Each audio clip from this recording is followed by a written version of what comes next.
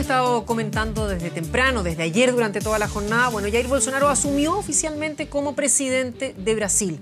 Durante su discurso, el nuevo mandatario prometió que va a trabajar por liberar al país de la corrupción, la criminalidad y la sumisión ideológica, problemas que a su juicio han generado la mayor crisis ética y también moral en la historia de Brasil. Para hablar de los principales desafíos que deberá enfrentar Bolsonaro, nos acompaña Marta Lagos, directora del Latino Barómetro, y Mori Chile. ¿Cómo están? Muy buenos días. Muy buenos días. A ver, comencemos con lo que fue la jornada de ayer. En su Twitter publicó: comienza una nueva era para América Latina. Bueno, yo creo que efectivamente tenemos la mayor parte de la población de la región, alrededor de 370 millones de habitantes de los 600, que están gobernados por estos dos gobiernos que desde el inicio de la transición marcan un quiebre de la manera como se hace la política. Me refiero a Andrés Manuel López Obrador en México, que fue elegido con un partido que es el propio, afuera del sistema de partidos del sistema mexicano, y me refiero a Bolsonaro, que asume ayer, que fue también elegido, digamos, sin estar dentro del establishment. Si bien él había sido parlamentario durante 3 periodos, él logró en la campaña presentarse como un afuerino. Y eso fue lo que le dio el triunfo, porque los brasileros venían hace 10 años, y eso hay que recalcarlo, hace 10 años que hay datos que dicen que Brasil está mal. Ahora, pero es que llama mucho la atención. Entonces que esto suceda después de 10 años y que les llame la atención después de 10 años, a mí me llama la atención. Pero es que, a ver, el contraste yo creo que es muy característico. El hecho de que el principal competidor fuera Ignacio Lula da Silva, era muy llamativo, porque se pensaba que Bolsonaro no iba a llegar a la presidencia. Hubo muchas dudas durante la campaña. Se cuestionó mucho este surgimiento dentro de la campaña electoral, sobre todo con las promesas tan radicales que hizo. Mira, a ver, yo creo que yo miraría la cuestión brasilera desde otro punto de vista. En primer lugar, teníamos una confianza interpersonal del 4%. Una confianza en el presidente Temer, que es el presidente saliente, que nadie menciona como parte de la crisis, pero que es parte sustantiva de la crisis, que no logra retomar el país. Él asume en una crisis cuando sale Dilma Rousseff y todos los indicadores caen. Las confianzas, la economía, en fin, las instituciones, el funcionamiento. Las instituciones caen a su mínimo. El Congreso tiene 4%. Los partidos políticos tienen el 5%. Es decir, tenemos un país donde no existe la confianza para nada. Y tenemos un país donde nadie confía en la investidura del presidente de la República. En ese contexto, Lula da Silva, y por eso se entiende, era una persona conocida que lo había hecho mejor. Él había terminado su presidencia con un 80% de aprobación y por lo tanto tenía gente que creía que él sabía gobernar, en circunstancias que el 94% de los brasileros creían que Temer no sabía gobernar. Entonces, en ese contexto se entiende el apoyo a Lula. Se entiende el apoyo a Lula como un ex gobernante que había hecho algo, digamos, positivo por el país. Nadie miró más allá de esa variable. Ese es el problema que tuvo la elección presidencial brasilera, porque si uno hubiera mirado los datos, se habría dado cuenta que había una cantidad astronómica de personas que estaban afuera del sistema, que decían ninguno de estos partidos vale, ninguno de estos políticos vale, ninguna de estas opciones se me acerca, y por lo tanto había posibilidades de recoger de ese caldo caliente, uno puede decir, ¿no es cierto? Y Bolsonaro, ¿qué fue lo que hizo? Apenas a Lula lo sacan de la carrera, él dice, bueno, señores, ahora viene la verdad. Y hace un mensaje que recoge lo que Brasil venía diciendo en los últimos 10 años. Mano dura, ¿no es cierto?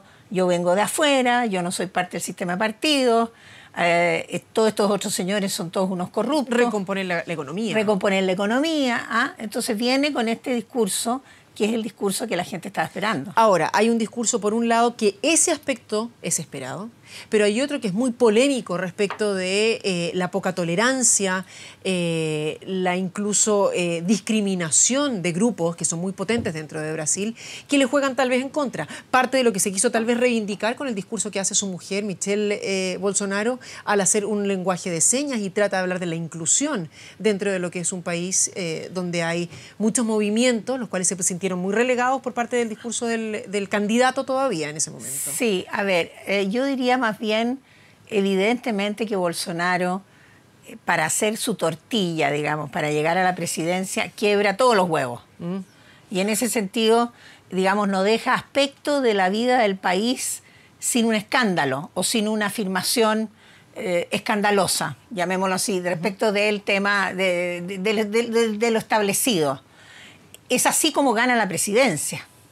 Eso hay que tenerlo muy claro. Él gana la presidencia porque se diferencia incluso en lo inaceptable, que es un poco lo mismo que hizo Andrés Manuel López Obrador, lo que hizo Trump y lo que está haciendo el partido de la AfD en Francia, lo que pasó en España, en Andalucía, hace no muy poco tiempo, que es en el fondo recoger... Mire, la democracia tiene una posibilidad de distorsionarse que se llama la tiranía de las minorías. Y lo que ha hecho la izquierda en América Latina, en muchas ocasiones, incluso en este país, es defender tanto a las minorías que se olvida de las mayorías. Y lo que hacen estos gobiernos populistas, en el fondo, es recoger esa mayoría olvidada, que no tiene voz, que tiene bajo nivel de educación, que no comprende, no tiene una comprensión sofisticada de la política, que no tiene lealtad hacia el sistema de partidos y menos lealtad hacia la democracia. Solamente el 34% de los brasileros le gusta la democracia, solamente. Ya, pero mientras el 44% tiene mucha confianza en las Fuerzas Armadas. Y este señor, Bolsonaro, viene de las Fuerzas Armadas. Claro. Entonces, ¿qué hacen las personas? Se agarran de algo, así como se agarraban de Lula, porque había sido presidente y por lo tanto había hecho algo bueno, se agarran, ¿no es cierto?, de los militares que si tienen confianza, bueno, este señor viene de los militares, por lo tanto yo le tengo confianza a este señor. Vamos a desglosar justamente en una situación en la cual además en este momento Brasil, según las últimas encuestas, tanto de Datafolia como Infobae, tiene aproximadamente entre un 75 y un 65% de aprobación respecto de que su gobierno va a ser bueno o excelente. Son los últimos resultados. Ahora, vayamos desglosando de lo que viene, estos primeros 100 días que se están conocidos, ¿verdad? Y que generalmente se habla tanto de esta primera evaluación que se les hace a los mandatarios.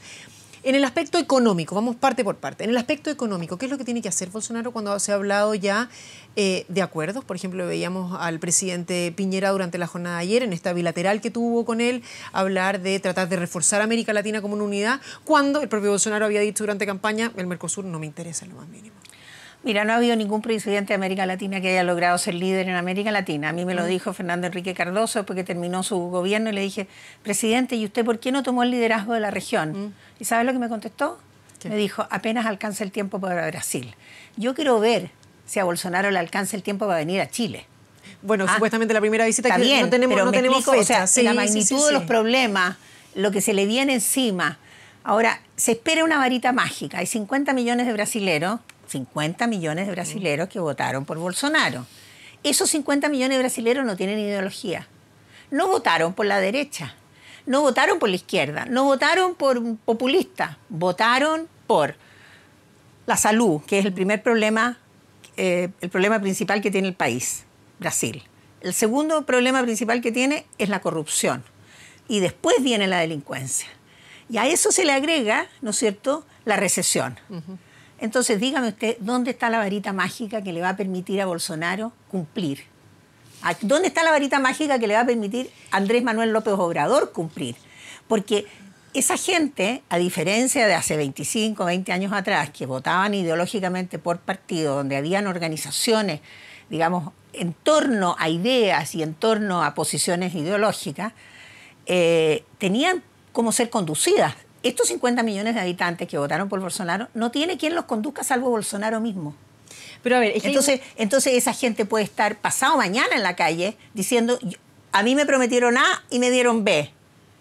Y por Dios, los brasileros fueron los que detonaron la ola de protestas en América Latina. Callejera, absolutamente, sí. Con su famoso marcha contra el alza del costo del transporte público en Sao Paulo. Entonces, ya, pero a ver, ajeno a los puntos fundamentales que estábamos hablando, la salud, la corrupción, la inseguridad en Brasil, la economía, una recesión, un nivel de desempleo altísimo, un crecimiento muy, muy bajo, del 1,3%, pero hablemos de la capacidad para gobernar, que me llamó mucho la atención distintos analistas brasileros, es lo que más les preocupa, la capacidad que vaya a tener de tomar el liderazgo, tanto el recién asumido presidente, como para poder gobernar donde en el Parlamento tiene minoría.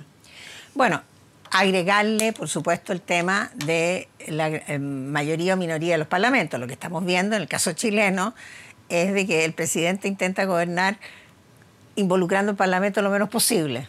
Eso es una alternativa, ¿no es cierto? Hacer todo lo que está dentro del ámbito del presidente sin necesidad de tener que pedirle permiso al Parlamento. Pero el problema central que tiene, yo creo, no es la gobernabilidad de su aptitud para gobernar, ¿ya? Porque si Bolsonaro llegó a la presidencia, es una persona que tiene capacidad para llegar a la presidencia y por lo tanto para organizar un gobierno. El problema es que sepa qué hacer primero, qué hacer después. ¿Cuál es el orden de prioridades? Porque no se pueden abordar todos los problemas. ¿Cómo aborda el problema de la corrupción? ¿Qué va a pasar con Odebrecht? ¿Ya? Que tiene a la región y por supuesto a Brasil metido en el bolsillo. Bolsonaro tiene que dirigirse a la problemática de Odebrecht de una manera inequívoca para cumplir con su promesa de campaña, ¿ya? Para eso saca al juez Moro y lo pone, en fin, ¿ya? La justicia en Brasil tiene más confianza que otras instituciones, pero tiene una confianza aún baja, que es el promedio de América Latina. Entonces tampoco estamos en una situación maravillosa. Aquí los únicos que tienen confianza en Brasil, digámoslo con todas sus letras, son los militares. ¿Ah? Entonces él pone a militares que mano dura, la mano dura en América Latina vuelve, hay una demanda de mano dura, pero es una demanda de mano dura de liderazgo, no de que vuelvan a gobernar los militares. Hay mucha gente que lo interpreta equivocado, ¿no es cierto? Y dice, no, es que aquí van a volver los militares. No, aquí la gente quiere, ¿dónde mando? ¿Dónde mando? A ver, pero esa mano dura para tratar de sacar, por ejemplo, la corrupción, hasta cierto punto sí da un efecto y podría ser lo que usted dice, que los brasileños lo están pidiendo. Pero por otro lado, esa mano dura cuando se le mete al bolsillo a la gente es cuando llega hasta ahí solamente. Y me refiero a privatizaciones, que es uno de los principales anuncios que también había hecho ya durante la campaña y que dice es parte de lo que va a ser el sistema de previsión también dentro de Brasil. ¿Hasta dónde llega esa capacidad de poder ordenar el escenario, pero sin llegar al bolsillo, que es ahí cuando la gente sale a las calles? Mire, los países tienen dos maneras de avanzar hacia el desarrollo. Una es a través de la evolución y la reforma, el caso chileno es típico, ¿no es cierto? Y la otra a través del quiebre. Yo creo que el gobierno de Bolsonaro cambia la película de América Latina y se empieza una nueva era, porque aquí se va a probar cuál de las dos opciones, si Brasil puede salir de la tremenda crisis política, social y económica en que está, y sobre todo una crisis societal, donde la sociedad brasilera se desintegró, se desarmó, nadie confía en nadie, ¿no? Entonces, por supuesto, las instituciones quedaron en la nada. ¿Hasta qué punto Bolsonaro va a ser capaz de pegar eso con un ungüento, con un liderazgo, ya sea populista o no populista? Y hasta qué punto eso no va a llevar, ¿no es cierto?, a un quiebre que signifique un nuevo comienzo. O sea, el gobierno de Bolsonaro puede conducirse por esos dos lados.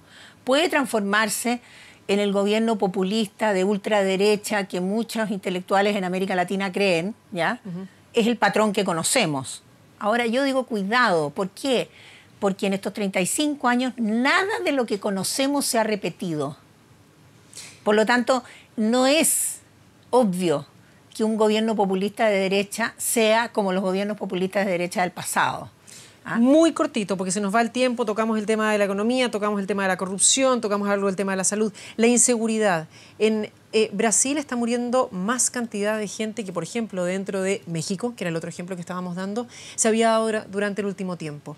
Y hay una nueva ley que va a permitir que civiles tengan armas. Un tema muy discutido, por ejemplo, en Estados Unidos.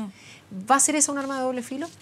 Yo creo que sí, yo creo que evidentemente en una sociedad, sobre todo porque la sociedad está desintegrada, ¿no? Una sociedad desintegrada donde cada cual se tiene que cuidar a sí mismo y donde todos los otros son desconfiados y enemigos, es muy peligroso que la gente tenga armas, porque cualquier cosa puede transformarse en una balacera. Distinto es, digamos, cuando se tiene arma en una sociedad que está integrada, que tiene asociaciones, que tiene barrios, que tiene comunidades, que tiene un orden, ¿no es cierto? La sociedad brasileña en este momento está muy resquebrajada. Y eso es lo más difícil que va a tener que enfrentar Bolsonaro para poder, ¿no es cierto?, unificar y conducir. ¿Ah? Y Dios quiera que le vaya bien, porque si a Bolsonaro le va mal, a América Latina le va mal. Justamente. Marta Lagos, muchísimas gracias por haber venido a entregarnos estas perspectivas respecto de lo que hace la realidad en Brasil. Esperamos más adelante también estar discutiéndolo cuando ya haya pasado algo de tiempo. Así es, mucho gusto. Gracias.